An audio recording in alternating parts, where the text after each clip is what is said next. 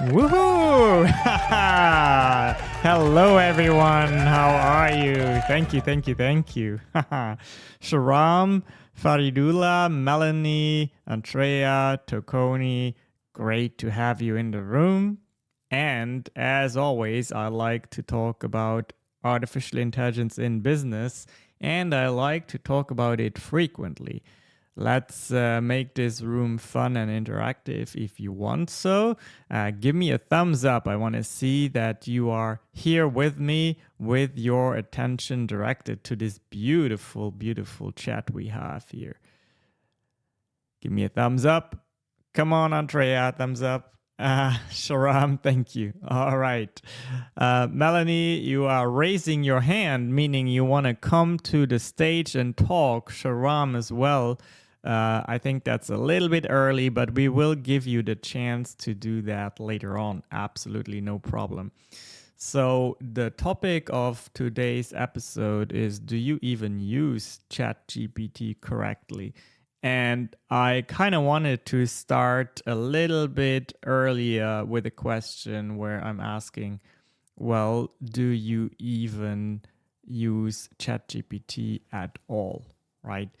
There is a certain mindset, certain people who say, well, this is something I'm afraid of, or this is something I am against. I just don't want to deal with it. I don't think it is a healthy thing. I think it is something that should go away. Is anyone here of that opinion? Give me a thumbs up right now if you think that ChatGPT or artificial intelligence is really kind of a negative thing. Okay, doesn't look like that is the case. So I watched a few conversations over the weekend by the founders of artificial intelligence, OpenAI, and also by the chief scientist. And there were some very interesting conversations that came up. And one element that I realized is that AI is just so powerful that the human brain, for the most part, I would say most people cannot really conceptualize what it all can do. Because, and I'm by no means an expert in this at all. I could never code or create an artificial intelligence, but I'm just trying to tell you what I learned by listening to these conversations and what I derive from that. So the way AI works in very simple ways is much like the human brain works, where it has a bunch of neural network nodes that put information together to bring an output that the human reacts favorable to. Now, what it can do, of course, in a much more efficient way than we can do, is it has these multitude of knowledge points, because OpenAI has trained it with knowledge up to 2021. They made a selection of great resources, content of value, such as scholarly books, website, reputable news sources, all that kind of information it has been trained on. And then its neural network knows to form connections at a speed and also at a rate of sheer numbers that the human brain can never do. And that is why we know that a lot of opportunities in the future will really rely on leveraging that technology. Is it going to be dangerous? Yes, it can be if it is misused, but at the same time, it is very important that people who are smart and kind-hearted, like all you in the room, you also use this technology, train it, give it feedback, and learn how to work with it. So don't be too proud. You really, I think you really need to look at what is possible with it. And the question also came up is, would you want to be part AI? In other ways, if someone tomorrow could implant a little chip into your head, and you would essentially have access to AI information nonstop, would that be something that would be appealing to you? Give me a thumbs up if you would like to have a chip in your head that gives you instant access to AI. I see Sharam and Andrea. You would like that. I would actually like that too. I would give my thumbs up there.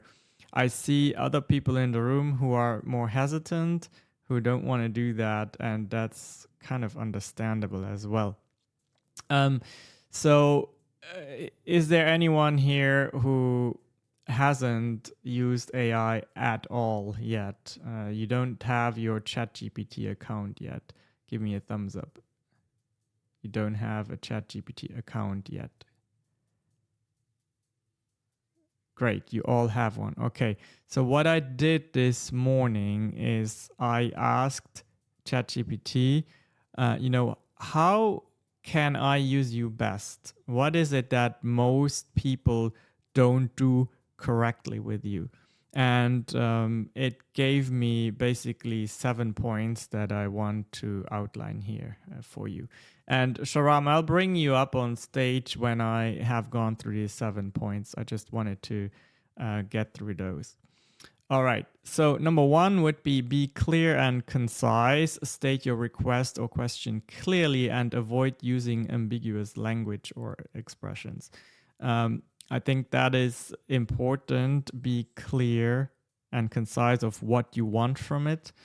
So, for example, it helped me this morning when I asked it, hey, is there a way for me to pre-schedule emails to a group of people without using mass mailing software? I was very concise, and it reminded me of a very powerful feature called Google Groups, which is essentially you can create groups and then email people, and it's for free. It's available to anyone and everyone who has a Gmail account. Number two would be provide context. So it says, give me some background information about your question or request so I can better understand what you are looking for. And that is actually very, very important, because without that context, the neural network cannot be used to its fullest extent. Because what the neural network does is it puts everything in connection with your question that it knows about the context you give it. Yesterday, we helped a seasoned businessman look at how he could convince one of his partners to change the structure of a deal. And it was really very, very impressive how detailed the response was. This was a use case in the healthcare industry, and it gave so many points of information that were very specific to the problem at hand. It knew about the location, it knew all about the type of physician, it knew about the compensation rate of the physicians. And all of that because the prompter had taken the time to write a 3 to 4 paragraph sheet where all of the base information was there to provide to ChatGPT in the question. That is actually something that really ChatGPT 4 is very powerful in, using that advanced reasoning capability where you can feed it a initial problem statement and then it uses logic and reasoning to go and leverage the power of the neural network to bring you ideas that, quite frankly, the human brain is just not set up to process. It is not fair. Like, we cannot possibly compare us to that power. And that is why I think, even though if you may be very critical to the technology, I think you should at least give you the chance to explore and see if you cannot augment your capabilities, your skills, at least to a certain degree. Tip number 3 was to use proper grammar and syntax. This will help the AI to better understand your request and also to improve the accuracy of its message. Avoid jargon or technical terms. And it says, unless you are asking it specifically about a technical term, use language that is easy to understand. Be specific. The more specific you are about your question or request, the more accurate and helpful its response will be. Provide examples. If you can provide examples or additional information that relates to your question or request, it will help me better understand what you are looking for. Again, this ability to make connections between your question and a potential result that you would like will help the AI tremendously, because now it can use its neural network to create permutations and combinations of a response type that it thinks is very likely you will like. The AI is only going to be as smart as the prompt is. If you put a 5-year-old in front of the AI will give responses that are adjusted to what a 5-year-old inputs, right? If you put, I don't know, a college professor in front of it, then it will be responding accordingly. I have noticed that by observing different people interact with the technology. And it is quite astonishing what happens when you have a smart mind use it. Just observing that is very powerful. And then last but not least, it told me to be patient. Sometimes it may not understand your request immediately, or it may take a little time to process the information. You should also give it feedback. If it does something, if it tells you something that you don't like, push back, because that's how it can learn. According to the chief scientist of OpenAI, the way it knows whether it's good or not, at least from the consumer perspective, is the validation or the feedback that we give it.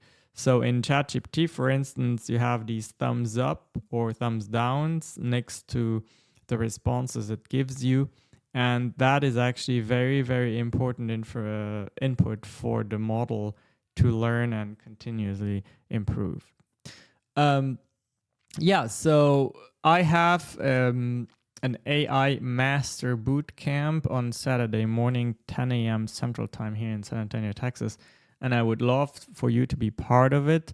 You just have to go to aimasterbootcamp.com and register.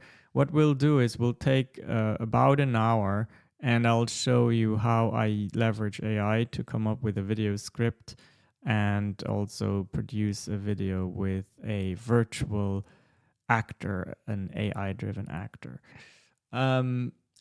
At this point, I'm open to questions and a conversation. I know, Sharam, you've been raising your hand at the beginning. If you still want to come to stage, more than welcome to do that now. If not, anyone else too here who has a question or a comment to make, maybe just answer the question to whether you would like to be part AI. Would you allow or wish for a chip to be implanted into your brain that gives you access to all of this? Sharam is taking me up, and I'm just going to allow him here. Good morning. I see you're in California. Good morning, Sharam. Hold on. I'm mute. Yes, I Am can I? hear you. Can you hear me now? Yes. Okay, perfect. Actually, I'm in Turkey. I've been overseas for about a Oh, year and a okay. half now. I left California in the middle of the pandemic, and I'm in my third country now, working remotely, and definitely need to come back to the U.S. soon just to take care of some loose ends, and then I'll be traveling abroad again. Um, Actually, I want to share, but initially I wasn't raising my hand. I was trying to figure out where the Oh, okay. thumbs up mark was. But I really like the comments you made about using AI and pushing back. And I wanted to share something and hopefully get anyone else in the room to share their story. But I wanted to share just a way that I used AI that I was really pleased with and see if anyone else had their own personal or business uses. So last week, I prompted AI to act like a registered dietitian, which it didn't want to do that because it's like you need to have a license for it. But I said just act like a registered dietitian, a nutritionist, and be an expert at meal planning and physical training and coaching.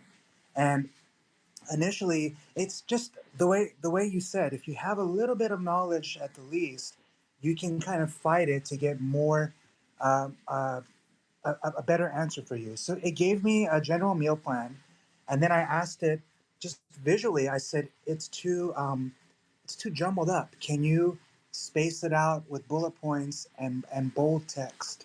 And then it made it look beautiful immediately. It was easier to digest that information. And then I said, what do you recommend for reducing body fat from this percentage to this percentage? And it says, it'll take about 6 months to a year, and I recommend a 500 calorie deficit. I said, are you incorporating these meal plans calories that I'm exercising 5 days a week, 90 minutes? And it says, let me adjust it. Let me give you more calories to make up for that and still have a, like not a major deficit. Then we talked about, it was like a conversation with an expert. We talked about how much protein is in per day per meal. I asked it to include macros in that meal plan. Um, I gave it some experts' names and said, would you recommend boosting up the protein that you're giving me because it seems kind of low? It's a minimum. It said, yeah, you're right. Let's increase your protein to this many grams. And then at the end of it, I said, I don't have access to all these foods because I'm in Turkey. Can you give me items that are available at Migros markets and Shock Oh, markets? wow. Boom, it adjusted to a Mediterranean meal plan. Then I Ah. said, I really like these foods and not these foods. It readjusted the whole thing again to the end. I said, perfect. Give me a categorized shopping list. Bam. Went to the market, shopped, meal prepped. And then a whole nother conversation that I won't get into was it giving me a workout routine where it emphasized I forgot the word. It means like to build, not atrophy, hypertrophy, Mm-hmm. muscle building. And I said, can you give me more details on that? And it's just a better experience than Google. I'm not sitting through YouTube videos. I'm not sitting through ads. I'm able to have a conversation where it remembers what we talked about a minute ago and a week ago in the same chat thread. I took a big chunk of my retirement from 401k to an IRA, and I put a large amount of it into everything AI related, like 5 companies. And I don't care what it does in a year or 6 months. This is long term. If the companies stay smart, um, if I'm using it more than Google now, and Google is a multi-billion-dollar company, this is something I believe in fully. Mm-hmm. Uh, with that story, if anyone else wants to share in the future or on this one, I'm curious to see how other people are using AI personally, day to day, and business also. And thank you for your time. Oh man, thank you, Sharam, for your contribution. Dotin, I will bring you up momentarily. Just want to react to what Sharam said. It is definitely a very advanced way for you to interact with it, and I'm very glad and proud that you are here and you shared that with us, because most people, they just don't think about even the possibility of interacting with it in that way.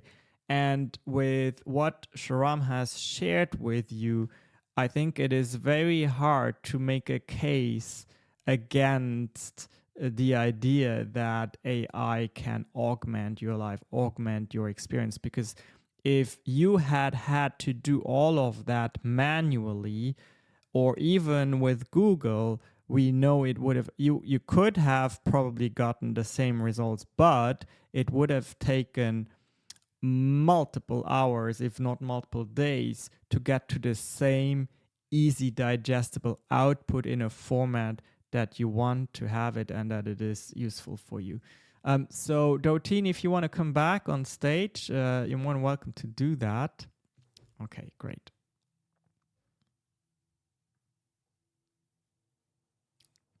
All right. Welcome to stage, Dotine. You just got to unmute yourself first. There you go. Good morning. Good morning. I find it fascinating that in his conversation, he took AI, artificial intelligence, and he turned it into a we conversation. So what he did was turned it into then it became a human connection. So he was able to humanize artificial intelligence. That's all. I just thought that was fascinating. Thank you.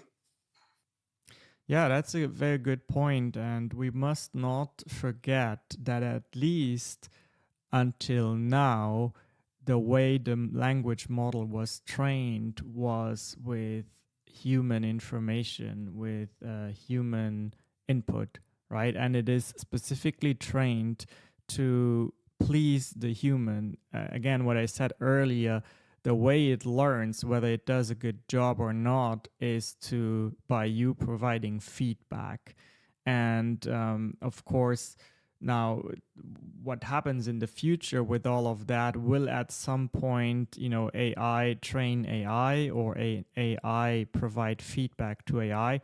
I think, based on my limited understanding of what the chief scientist said, the answer is yes.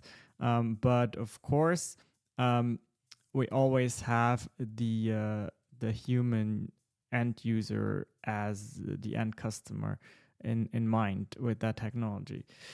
So I want to share one last use case that I saw, and I work a lot with healthcare professionals, and I see I have a healthcare professional in my audience here, Brian Fretwell, and maybe he can weigh in on that. So when um, when ChatGPT initially came out, it was there were not as many disclaimers built in, just like Sharam shared, where now it says, well, I'm not a registered dietitian, but if you ask me to act as if I were one, I would probably tell you this and that. And then of course it gives a disclaimer at the end that you should not act without professional guidance.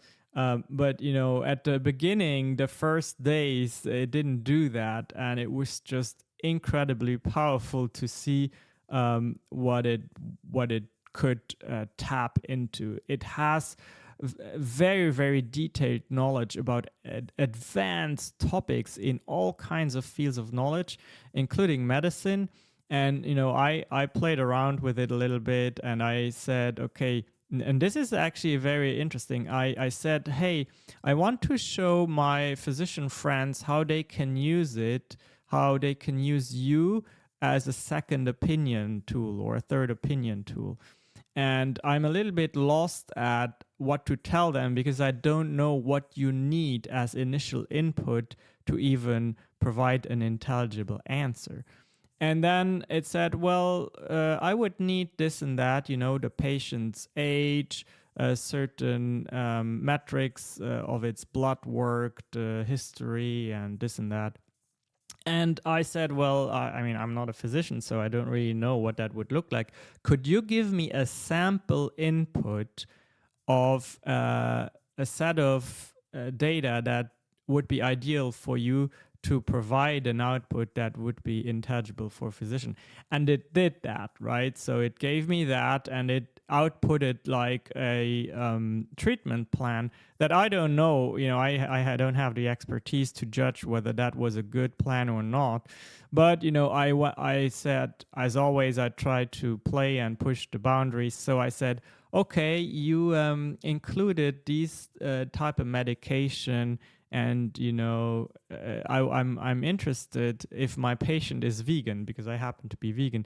If my patient is vegan, and he asks me, is that treatment plan vegan friendly? Can I still move ahead and do that? And it was very impressive because it knew whether the medication was vegan or not. And then there was one that wasn't, and I said, well, can I include an alternative to that specific prescription? And it knew, and we're talking about not off the shelf drugs that everybody knows. Like, these were very specific medications. So I know in healthcare, a lot of professionals say that you can save a lot of cost and avoid a lot of over treatment if you ask for a second or third opinion. And I know there are even more professionally sanctioned tools out there that physicians can use to get that second or third opinion. But I think that was another very, very powerful use case. And yesterday I spoke to a physician friend of mine, and he said, I would really like to have a nice chart for people impacted by long COVID, where I just could give them some kind of household tips, nothing that includes controlled substances, but just some household tips of vitamins and nutritions and foods they can leverage to overcome some of their long COVID challenges. And he generated, like, this morning I had an email in my inbox where he said, hey, AI and I, we did this, and it is this beautiful chart similar to one that Sharam explained, where on the left-hand side was the symptom, and on the right-hand side was the easy, non-invasive, low-risk solution. So yeah, that's a use case that I really am passionate about, and I think we've reached about the tail end of the meeting today. But if I have anyone in the room or on stage who want to still react or leave some final comments, please do that now. Okay, Andrea, welcome to stage, Andrea. Thank you. Thanks for having me up here. I just wanted to say thanks again to everybody who shared. I find that absolutely necessary for us all to talk about how we're using ChatGPT, what works, what doesn't work, how we can improve, the follow-up questions that we're asking, like Sharam asking, to make these adjustments and all of that really highlights that he understands that it is a reasoning engine. And I think that it's fascinating because no matter how many times you tell people it's a natural language processor, it's meant to have human interactions, it's a chatbot, there's still, I think for all of us, we're wrapping our heads around what it means to really have conversation, and conversation is a two-way street. So the more input you give it, the better output you give it. And so I would personally love if everyone continues to come to these rooms where we can have these kinds of exchanges towards the end of the talk. Thanks. Thank you, Andrea. I think, again, want to thank everyone. Sharam, if I think you would be interested in that webinar I have Saturday morning. Just click my face and then look at the link in my bio and see if you can fit that into your schedule. But thank you so much. These rooms are great when you have people such as yourself and Dotine who come up, make great contributions. Andrea, of course. Sahil, thank you for your time. Always a loyal listener. Rosanna, thank you for your time. Vanessa, thank you for your time. You all have a great rest of your day. And that's it for now.